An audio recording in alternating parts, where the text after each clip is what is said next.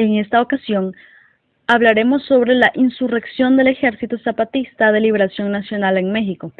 Esto solo será un breve análisis sobre cuál ha sido el contexto que llevó al movimiento zapatista a realizar las acciones del momento y también entender cuál era el panorama internacional de 1994.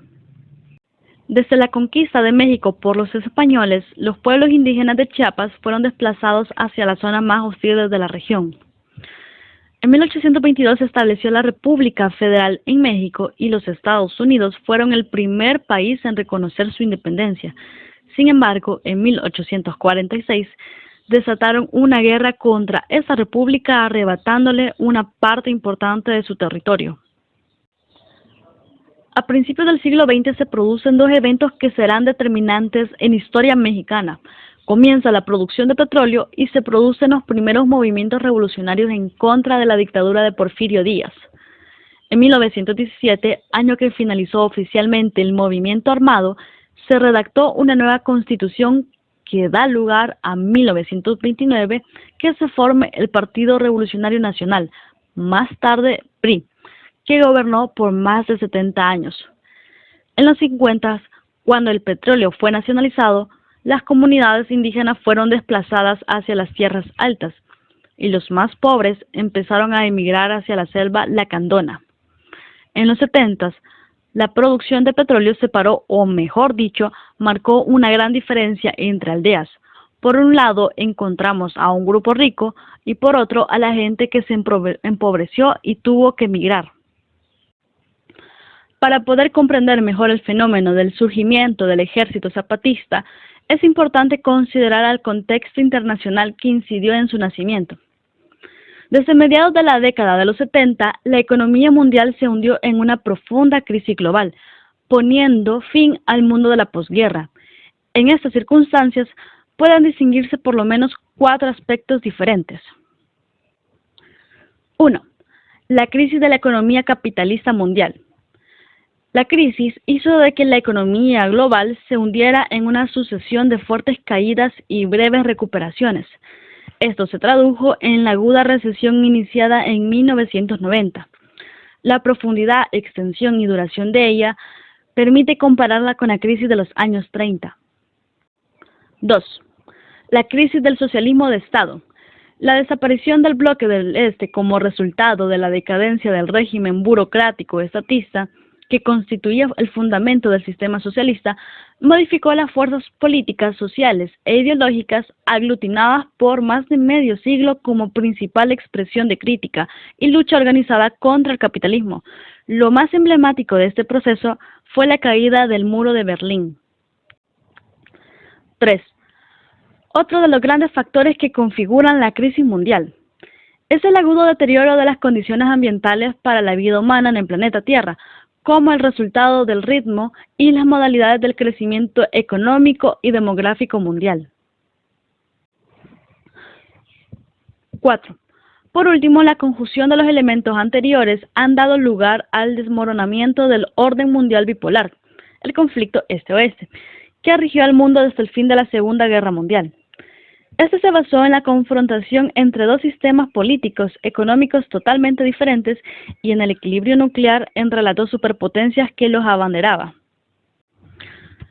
Y la respuesta a todos estos fenómenos y a esta crisis es el proceso de la globalización, que se desarrolla en las esferas tecnológica, política, social, cultural a escala mundial y consiste en la creciente comunicación e interdependencia entre países, fusionando los mercados a través de transformaciones sociales y políticas. México fue uno de los principales promotores del proceso de globalización con la firma del Tratado de Libre Comercio entre Estados Unidos y Canadá, y a raíz de esto se produjo el llamado efecto tequila, que ponía en relieve las grandes contradicciones internas mexicanas. El desarrollo del conflicto. Dividido en 118 municipios, Chiapas ocupa el primer lugar del país en marginación por localidad, con una población indígena de aproximadamente el 40%. En ese estado, la reforma agraria tras la Revolución Mexicana no llegó a efectuarse. La tierra quedó en manos de unos cuantos terratenientes. El problema de la tierra se volvió un factor de conflictividad social y la riqueza que tiene este municipio lo coloca en el centro de atención de sectores privados y gubernamentales. Según el Servicio Internacional para la Paz, CIPAS, Chiapas concentra el 30% del agua superficial del país, además de contar con la más grande región hidroeléctrica. El levantamiento zapatista abrió una coyuntura importante en la discusión, organización y accionar de varios sectores de la sociedad mexicana sobre el inexacto planteamiento gubernamental de modernidad como un estadio de avance y bonanza económica en México. El conflicto de Chiapas se produjo entre el gobierno de México y la guerrilla del Ejército Zapatista de Liberación Nacional, que realizó un levantamiento armado en enero de 1994 como protesta a la globalización y a la entrada en vigor del TLC, firmado por México, Estados Unidos y Canadá. Miembros del ejército tomaron 4 cabeceras municipales que luego se extendieron a 7, y estas 7 son San Cristóbal de las Casas, Altamirano, Las Margaritas, Ocosingo, Oxchuc, Huixtán y Chenal. Claro, además de otras poblaciones que apoyaron toda esta iniciativa y luego hacen pública la primera declaración de la Selva Lacandona. En San Cristóbal de las Casas, el 1 de enero de 1994, los rebeldes entraron a la cabecera municipal, mientras en Ocosingo hubo un sitio desde las 6 a.m. de la mañana, siendo los mismos procedimientos que en San Cristóbal de las Casas, donde los zapatistas lanzan un importante comunicado. Los zapatistas declaran oficialmente la guerra al gobierno de México y anuncian sus planes de dirigirse hacia la capital. En el combate, el movimiento toma como prisionero de guerra a un exgobernador de Chiapas, el general Absalón Castellanos Domínguez. Al dejar la ciudad y dirigirse al cuartel de Rancho Nuevo, comienza un enfrentamiento que termina con el repliegue de las fuerzas rebeldes. Todo esto desemboca en el diálogo y la firma de paz. Después de unos días de enfrentamiento, el presidente Carlos Salinas de Gortari, en ese momento, en su último año de mandato, ofreció un alto el fuego para dialogar con los rebeldes, cuyo vocero era el subcomandante Marcos. El diálogo con el gobierno se extendió durante un periodo de 3 años y acabó con la firma de los Acuerdos de San Andrés, que incluían modificar la Constitución Nacional para otorgar derechos, incluyendo la autonomía, a los pueblos indígenas. Una comisión de diputados de partidos políticos llamada Comisión para la Concordia y Pacificación, COCOPA, modificó ligeramente los acuerdos con la aceptación del ejército. El presidente mexicano de entonces, Ernesto Zedillo Ponce de León, dijo que el Congreso tenía que decidir si lo aprobaba o no, negándose a enviar la iniciativa tal cual a la Cámara de Diputados. Afirmando que se habían violado los acuerdos de mesa de negociaciones, el ejército volvió a las montañas, donde Zedillo aumentó la presencia militar en Chiapas para evitar que se extendiera la zona de influencia de este. Una tregua no oficial acompañó el silencio del Ejército Zapatista de Liberación Nacional durante los siguientes 3 años, los últimos del mandato de Zedillo. Manejo internacional del conflicto chiapaneco. Desde 1994, los zapatistas se han convertido en uno de los más renombrados movimientos políticos sociales y han tenido una gran resonancia en diversos ámbitos de lucha a través del mundo. La experiencia de este momento ha servido de referencia, tal como lo ha sido con el movimiento Sem Terra de Brasil, para muchos movimientos contemporáneos. Ha sido analizado como un movimiento indígena, como un movimiento campesino y como un movimiento democrático radical. Ha sido un tema obligado en toda la gama de debates académicos sobre la globalización, sobre el desarrollo capitalista neoliberal y sobre el marxismo y el futuro de la izquierda, para mencionar algunos de los más importantes. El enfoque de los zapatistas se basa sobre 3 dimensiones centrales en su proyecto político. Primero, la lucha agraria y en especial las invasiones de tierra promovidas por el ejército en los primeros años del levantamiento.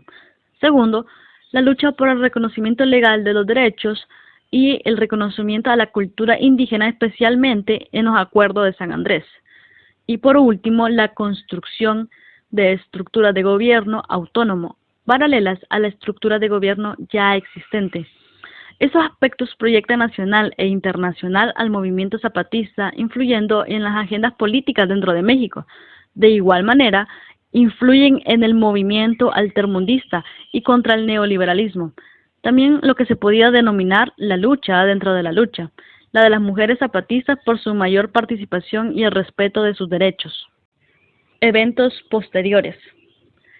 Si bien únicamente se enfrentaron en combate contra el gobierno durante 12 días, el movimiento ha evolucionado constantemente y ha logrado mantener vigencia tras poco más de un cuarto de siglo de existencia, con lo que en diversos momentos ha captado los reflectores nacionales e internacionales. Sin embargo, los años pasaron sin que el movimiento viera cambios sustanciales en las condiciones de vida de sus comunidades. Esta situación, aunada a la coyuntura de la primera transición en el gobierno federal en más de 70 años, derivó en una caravana del ejército hasta el epicentro de los poderes del Estado en 2001, que tuvo como momento cumbre el discurso del subcomandante Marcos ante miles de personas congregadas en el Zócalo de la Ciudad de México. Llegado el año 2003 se determinó el establecimiento formal de territorios autónomos en los que el movimiento ejerce control, los llamados caracoles y juntas de buen gobierno. Fue así como se conformaron regiones en Chiapas en las que se autodeterminarían la organización política y territorial al margen de autoridades y leyes emanadas de los poderes del Estado. Más tarde, en 2014, vino un cambio en la dirigencia del movimiento. El subcomandante Marcos, cara más visible y principal vocero del ejército, en sus 2 décadas de existencia, se transforma en el subcomandante Galeano, con lo cual abandona los reflectores y cedía el liderazgo al subcomandante Moisés, quien encabeza el movimiento hasta la actualidad. Llegado el proceso electoral federal de 2018 y enfrentando con el proyecto de López Obrador desde su primera campaña presidencial, el ejército regresó a la escena política con el anuncio de una candidatura indígena independiente, respaldada por el movimiento. Sin embargo, la aspirante a la candidatura presidencial, María de Jesús Patricio, Marichuy, no logró conseguir el umbral de firmas requerido para aparecer en la boleta. Conclusiones. A pesar que México tiene su propio contexto, las causas que provocaron el levantamiento en Chiapas tienen raíces más profundas y son más globales. Los grandes cambios que ocurrieron en el orden mundial en las últimas décadas se fundamentan en el desarrollo de una estructura económica global que afecta la vida de toda sociedad humana, haciendo más evidentes los conflictos clasistas. Esto ha profundizado la brecha entre países ricos y países pobres, en la que los modelos políticos alternativos no han podido encontrar una solución para la construcción de una sociedad más equitativa. Esta es condición en la que surge el zapatismo. Cabe señalar que el surgimiento zapatista se definió a pesar que las guerras en la vecina Centroamérica han concluido y la teoría del dominio se ha echado por tierra. Así se presenta un escenario de conflicto norte-sur alternativo a la de la caída del bloque socialista y al fin del conflicto este-oeste. Estas condiciones son aplicables a cualquier contexto social, incluido el de las sociedades industrializadas ricas, donde una importante parte de la sociedad reconoce que las preocupaciones de los insurgentes zapatistas no son tan diferentes de las propias. Esta identidad se fundamenta en el que el movimiento zapatista adquiera relevancia en el seno de uno de los instrumentos fundamentales de la globalización, los medios de comunicación masiva.